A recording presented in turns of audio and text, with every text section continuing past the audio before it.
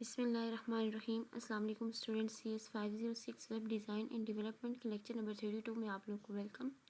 आज के लेक्चर में हम 32, 33 एंड 34 यानी 3 लेक्चर एक साथ करेंगे।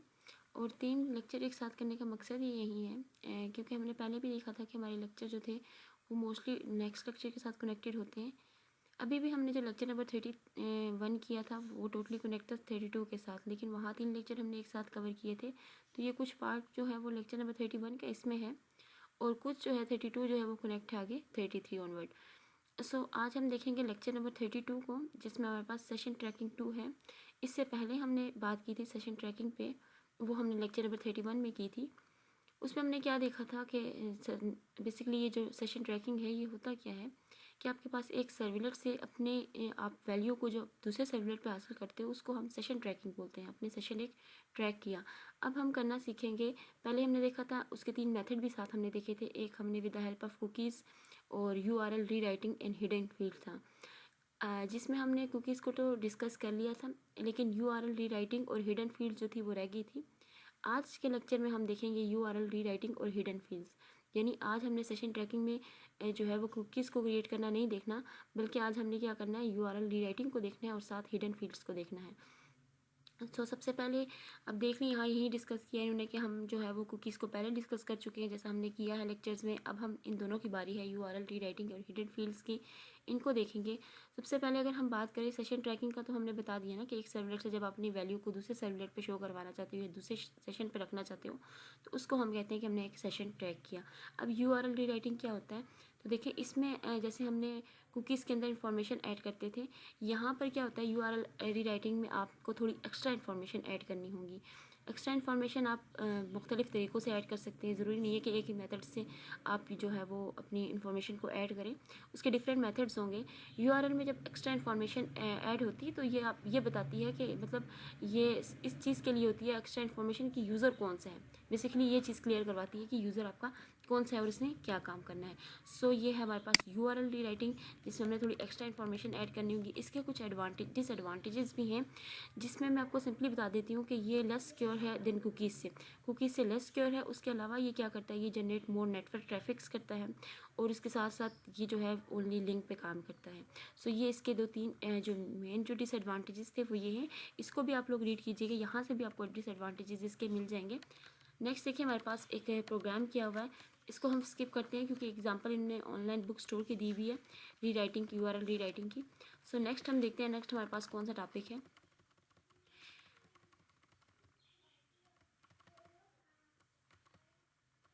नेक्स्ट हमारे पास है हिडन फ्रॉम फील्ड्स। अब हिडन फ्रॉम फील्ड में देखें आपके पास लिखा है कि hidden from field do not affect the appearance of HTML page, they actually contain the information.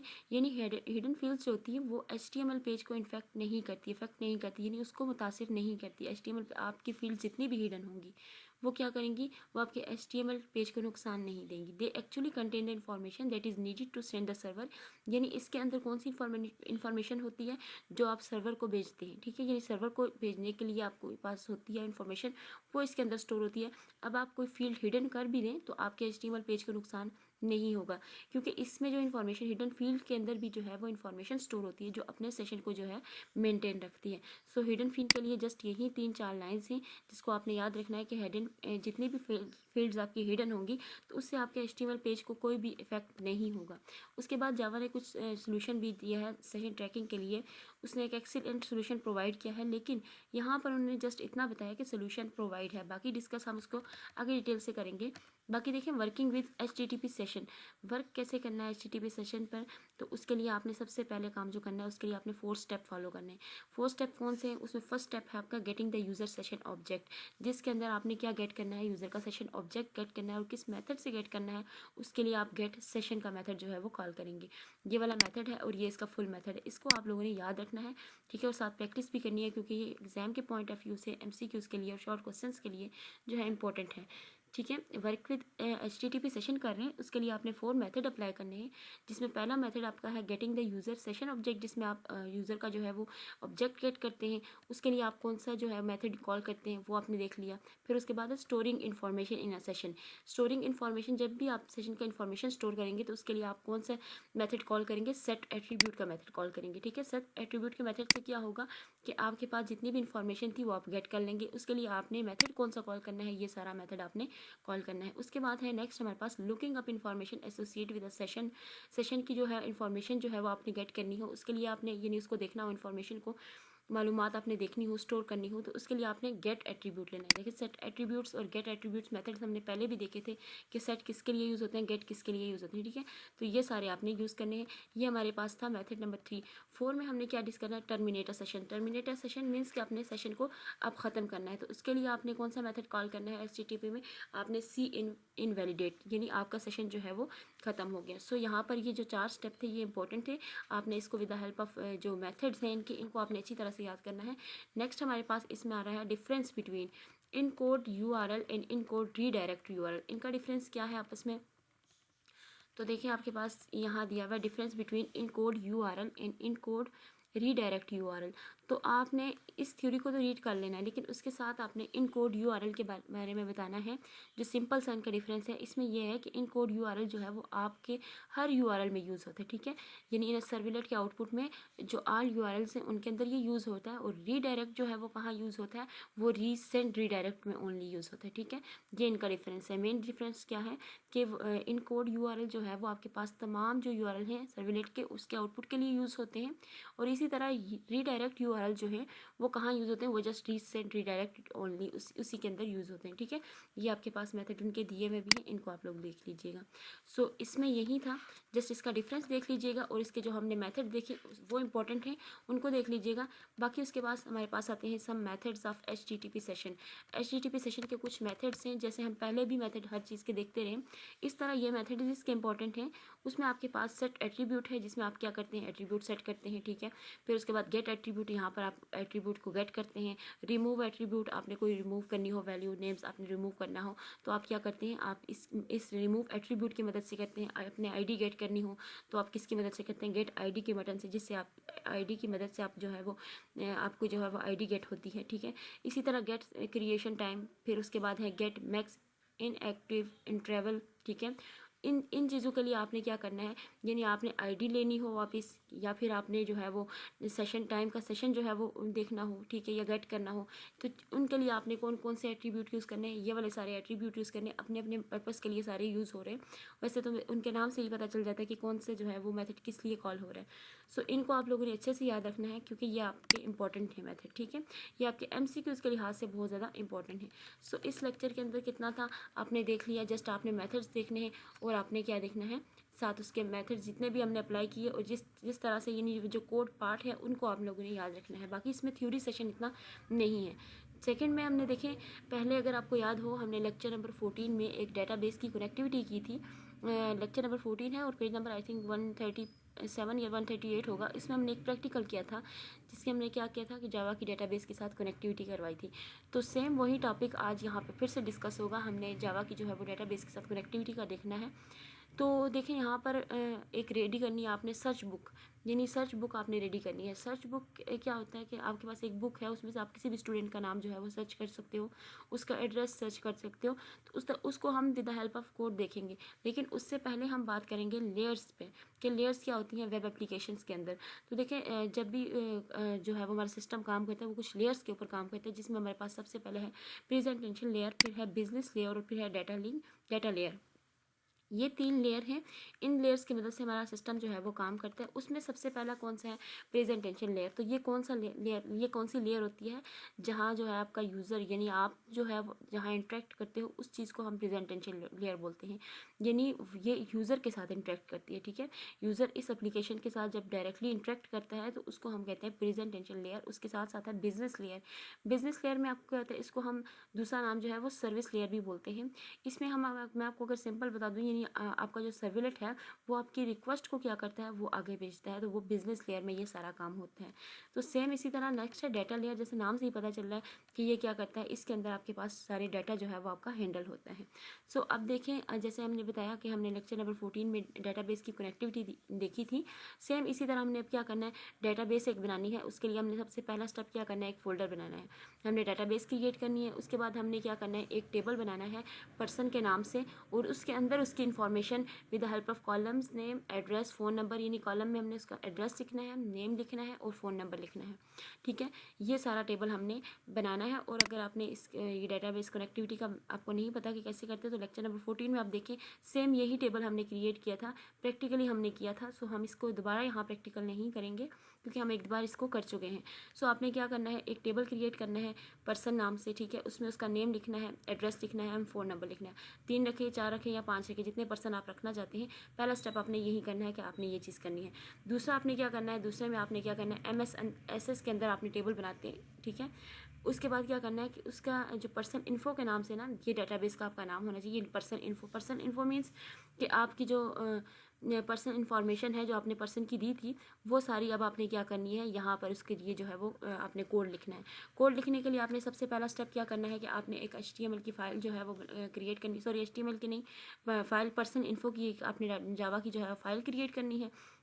File create करने के बाद आपने क्या करना है कि इसमें आपने, यानी आपने ये देखिए यहाँ पर पर्सन इन्फो की एक फ़ाइल बनाई और इसमें आपने 3 एट्रीब्यूट्स रखे। कौन से एट्रीब्यूट रखे, जो आपने अपने बनाए थे। अच्छा, ये फ़ाइल बनानी कहाँ पर है, ये आपने सोर्स पैकेज के अंदर जो है अपनी ये फ़ाइल बनानी है उस पर्सन इन्फो के नाम से, और इसमें आपने तीनों एट्रीब्यूट्स अपने रखने हैं। और उसके अलावा आपने क्या करना है, आपने एक फंक्शन बनाना है toString के नाम से, जिसमें आपके पास जो है वो रिटर्न होगा name, address and phone number. ठीक है, ये काम आपने करना है।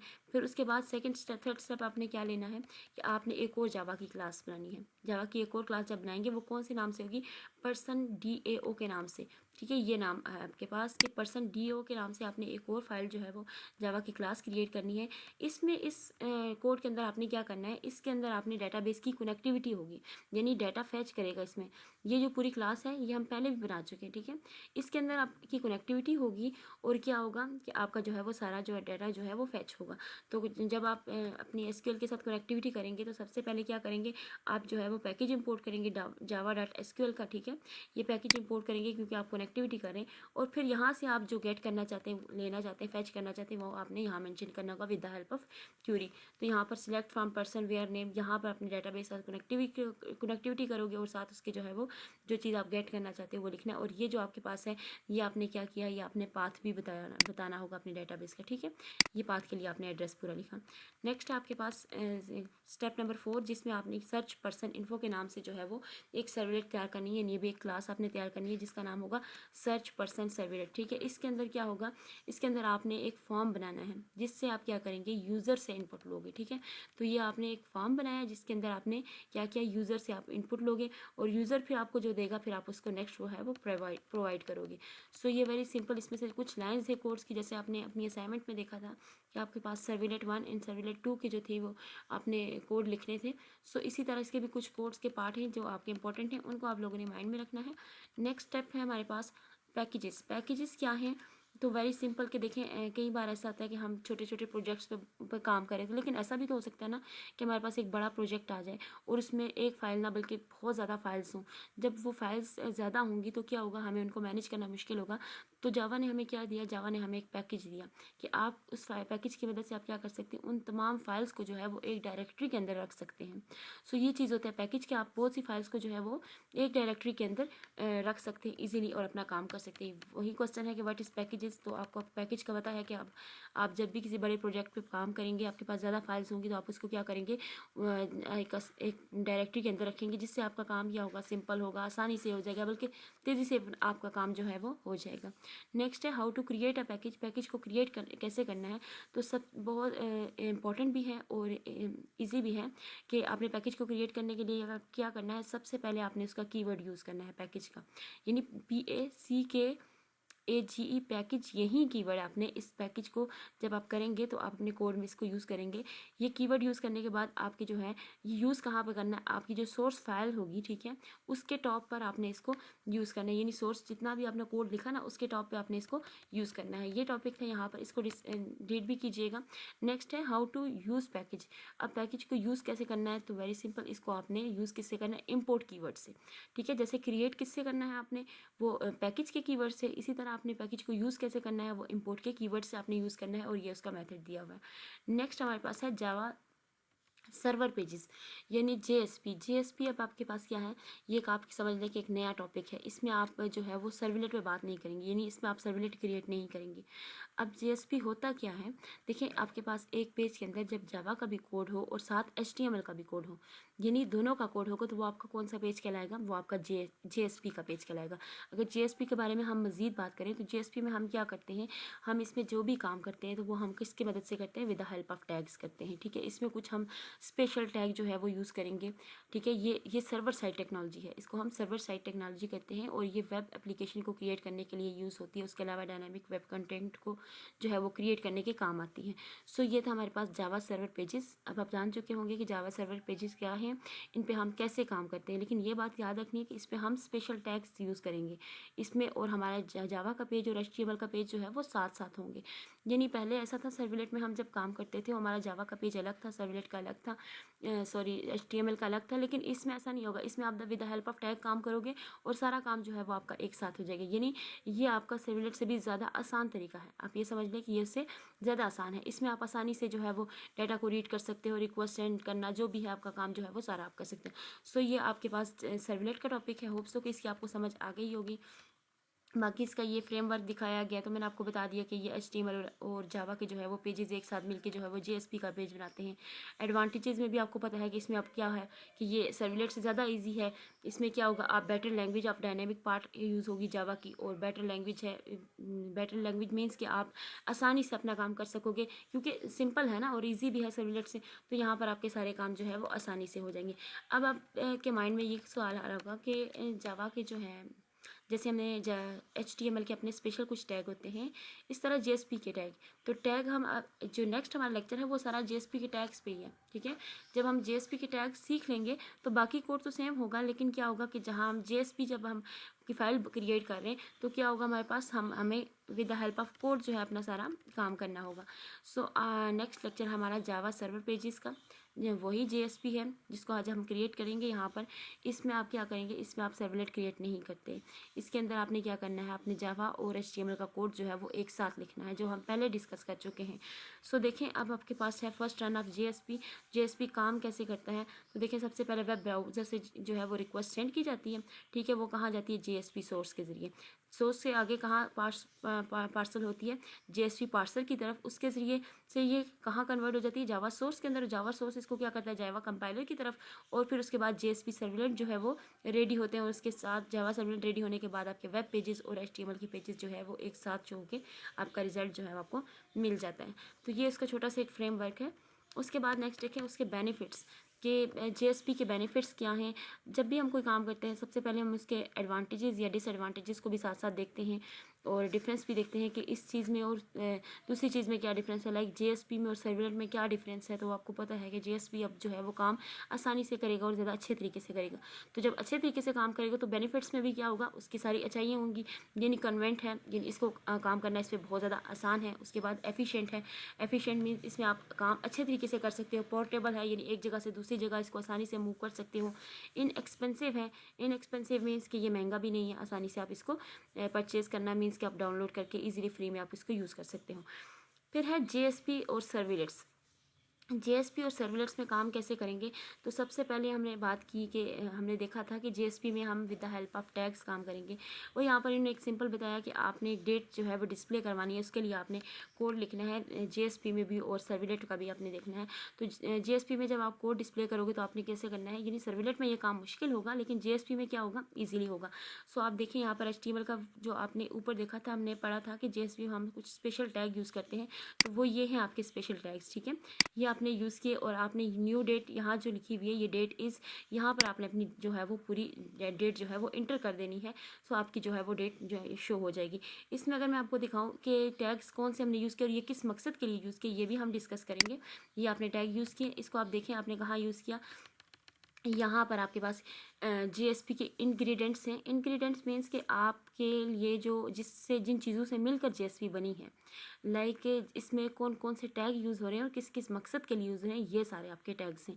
इन टैग्स को आपने क्या करना है, बहुत अच्छे तरीके से याद करना है। टैग्स बहुत सिंपल हैं, जिसमें आपके पास देखें जीएसपी कमेंट टैग है, तो आप देख लें यहाँ पर आपके पास ये वाला टैग यूज़ हो रहा है। ठीक है, डिक्लेरेशन के लिए आपने कौन सा टैग यूज़ करना है, ये यूज़ करना है अपने, यानी और ये जो आपके पास है @ का जो सिंबल है, इसके आगे आपने क्या करना है, इसके आगे अगर आपने कोई पेज लिंक करना हो या पेज ऐड करना हो तो आप क्या कर सकते हैं, इसमें आप कर सकते हैं, लाइक HTML का या कोई भी है, ठीक है, आप इसके अंदर ऐड कर सकते हैं। उसके अलावा देखिए आपके पास स्क्रिप्टलेट है। स्क्रिप्टलेट्स में आपने क्या करना है, इसके अंदर आपने जावा का जो है वो सिंपल कोड लिखना है, वो इसकी मदद से लिखेंगे। तो ये सारे वो टैग्स हैं जिनको आपने याद रखना है, जो आपने आगे यूज़ करने हैं। ठीक है, और एक और बात यहाँ पे इंपॉर्टेंट है कि हम जैसे HTML में या किसी और में काम करते हैं तो हम लाइन के आखिर में सेमी कॉलन लगा देते हैं, लेकिन JSP के जब आप करोगे तो उसके लाइन के आखिर में जो है वो सेमी कॉलन लगाने की आपको ज़रूरत नहीं होगी। सो ये वो सारी चीज़ें हैं, JSP के टैग्स हैं, इनको आप लोगों ने डीपली देखना है।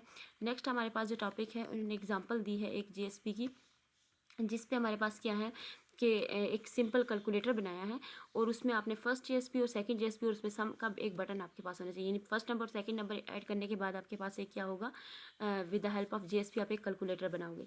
तो अगर आपको याद हो कि हमने लेक्चर नंबर 14 में भी, 14 नहीं था, आई थिंक 16 या 17 था, लेकिन हमने एक डिस्कस किया था, उसमें हमने एक simple calculate with the help of servlet ready किया था।